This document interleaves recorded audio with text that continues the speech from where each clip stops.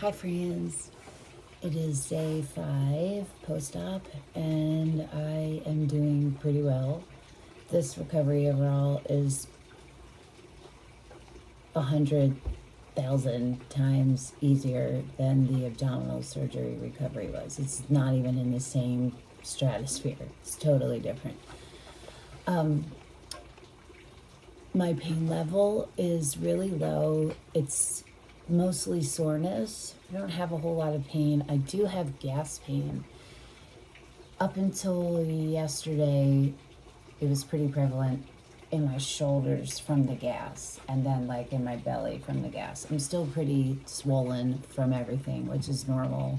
That's how it goes. It'll be that way for at least to like 4 weeks post-op. The surgery went well. It was 4.5 hours, and for 3.5 of those hours, I was like this. The anesthesiologist and I spoke beforehand, and he sucked all the contents of my stomach out, like the liquids, so that I wouldn't choke on anything during the surgery. They found out when they took my uterus out that I had undiagnosed endometriosis, which made all of the sense once I learned that about how my periods had been. I was like, how did I go my entire life with no one mentioning endo to me when I classically had everything? I hadn't even thought of it because I didn't really know what it was.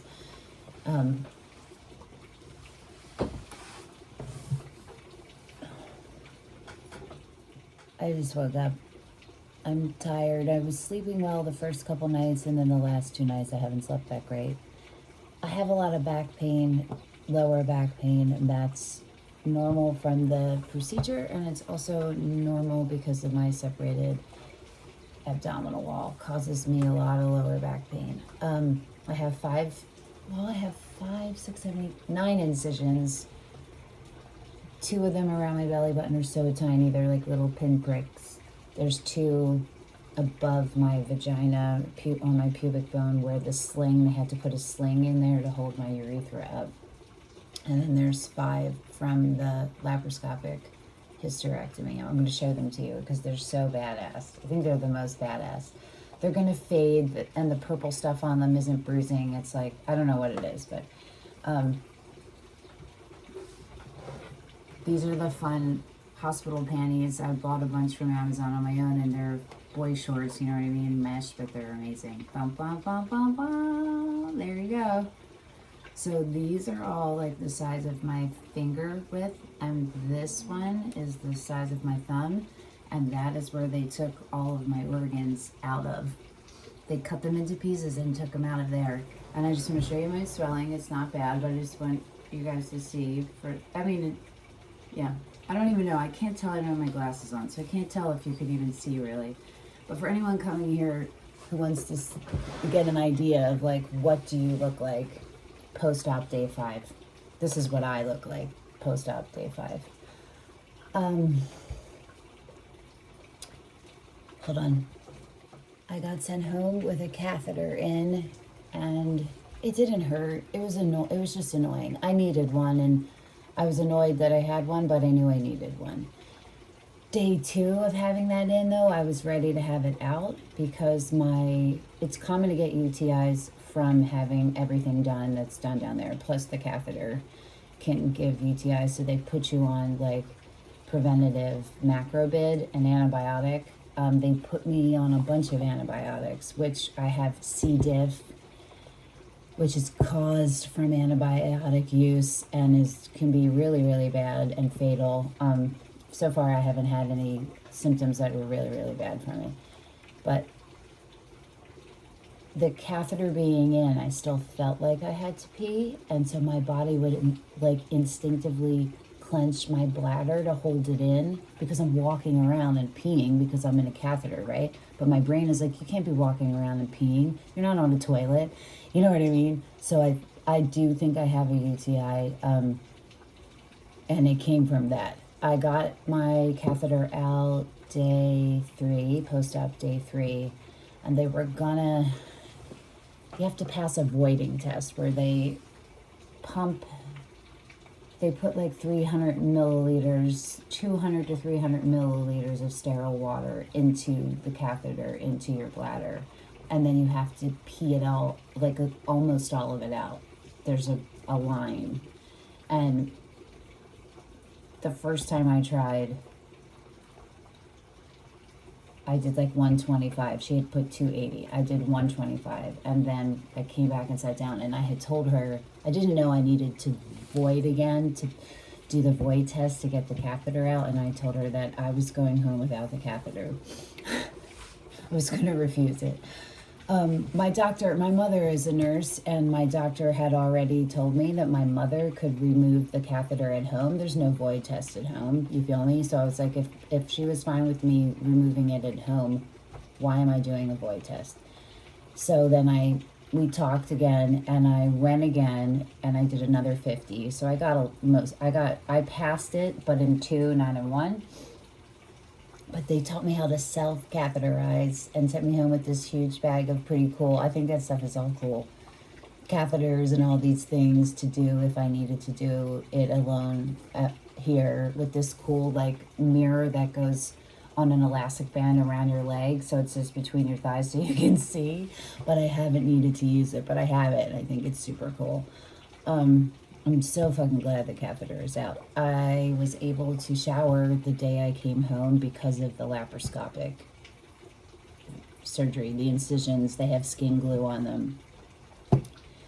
And that's great. My mom let me use her shower chair, and now I really want like a wooden made for the shower bench or chair or something, because God, if you've never taken a shower sitting down, like just having the water just sit on you, it's so great. I love it. Plus it's helpful for my diastasis, my separated abdominal wall, to like be sitting and not bending so much. I'm having a harder time because of the diastasis. Before I do certain movements, even like this, like if I were to turn, I'm not going to do it right now, but like if I were to turn and just put my arm behind me, I have to brace my entire core. And because if your abdominal wall is separated and you're twisting or turning, you're separating it more, right? But I'm having a hard time contracting those muscles because I just had surgery, right? So any little bit helps. I can move around pretty well. I'm doing the stairs. I've gone outside to go to an appointment, but I used a wheelchair because I can't stand that long. And sitting upright, I can do for certain amounts of time, and then I'm done. But overall, I'm doing really well, and I feel really good. I was asleep in recovery after the surgery for 3 hours. 3 hours. When I did come to, I felt instantly better and less sick. I didn't feel sick anymore, which is interesting. And I pretty much still feel that way.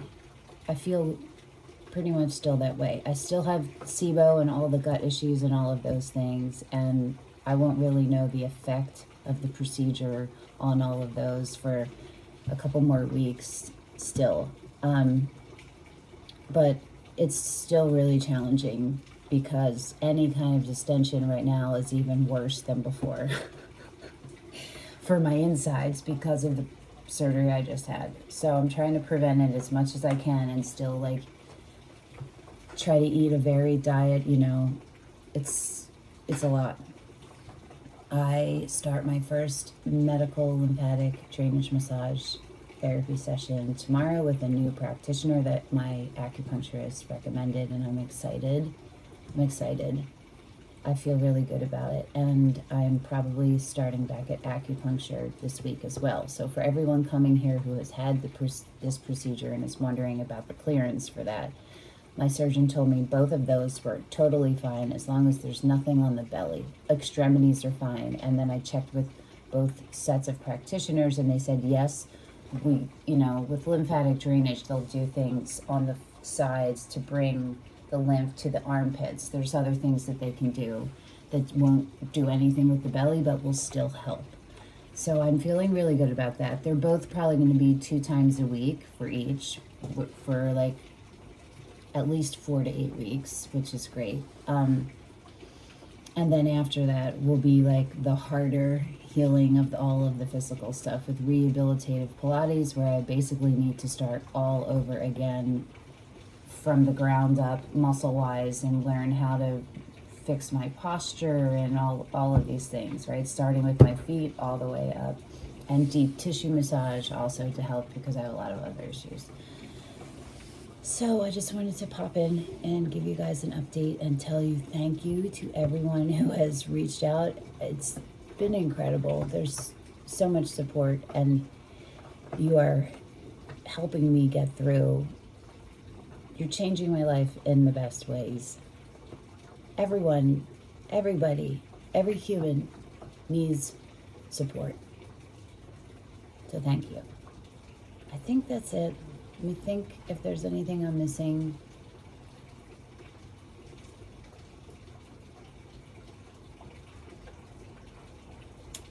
Oh, this is huge.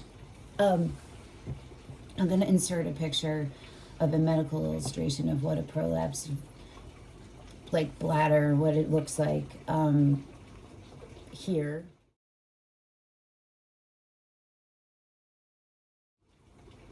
For 2 years, my vagina has been a disaster, and it has caused me so much stress and anguish because I didn't know what was going to happen to it. And when I was in to get the self-catheterization, the catheter out, and was looking with the mirror in the doctor's office, my vagina is back to normal, and I am so happy. My doctor told me there was a procedure she was gonna possibly do if I needed it, which would have been to tighten everything up because it's been pushed out and open for so long. But she had said she wasn't sure if I would need it or not, and I didn't need it because she said the uterus was the problem with the prolapses. And once that was all of that was gone, everything just popped back up. And if she would have done the procedure, it would have made me too tight to ever have sex again. For the last 3 years, 2 to 3 years, I didn't know if I was ever going to be able to have sex again. I didn't know if I was going to physically be able to have it, and I couldn't mentally handle it. So that is a huge relief. It is a huge relief. It's a big deal, and I'm so grateful and thankful that I have my body back, a good amount of my body back. We'll see, right? Again, thank you to all of you. I love you all. Thanks for your support. Bye for now.